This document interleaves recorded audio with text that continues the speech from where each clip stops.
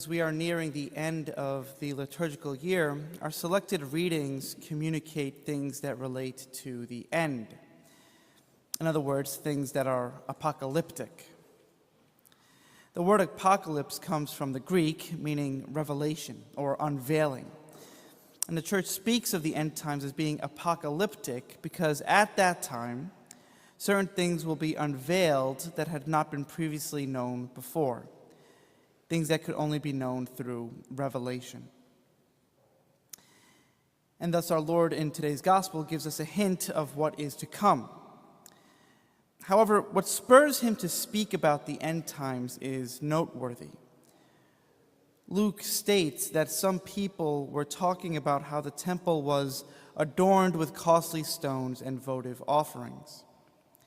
In response, Christ claims that all of it will be destroyed, and that his followers will be hated, persecuted, handed over by family members to be tried before kings, and put to death.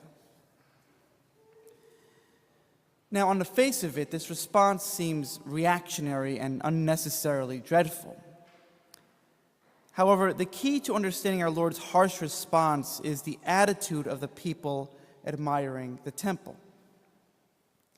While gazing at the costly stones and votive offerings, they are hyper-focused on the physical, material makeup of those beautiful objects.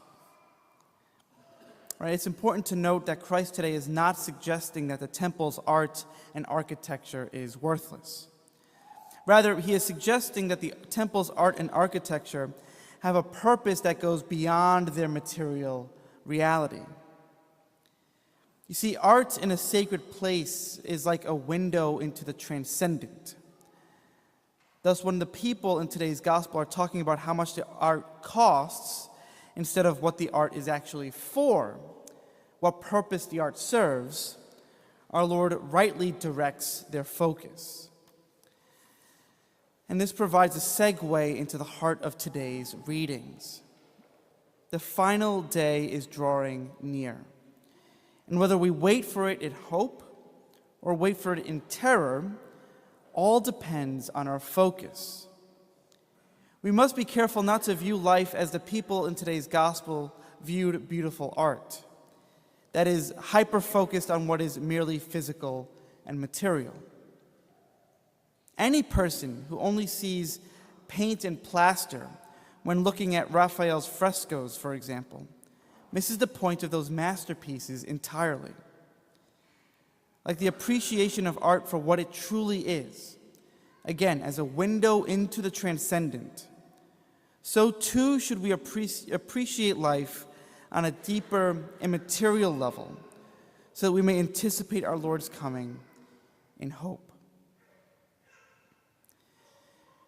There's a quote from the poet T.S. Eliot that may help shed some light on today's central point.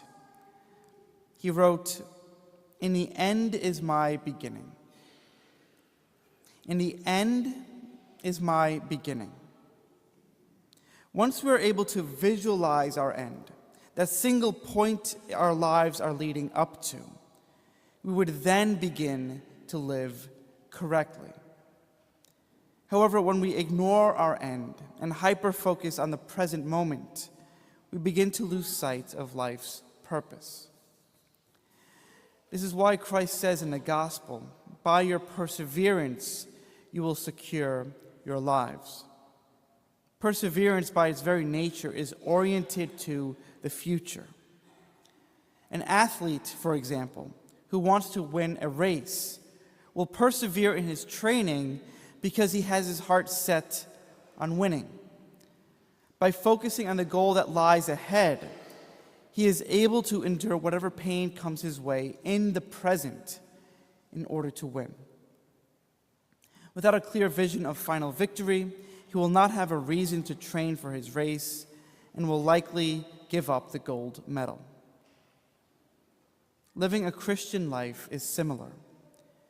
We will not be prepared to encounter our Lord on the final day and secure our lives, as our Lord says, if we don't keep our eyes fixed on the end and thus fail to act accordingly.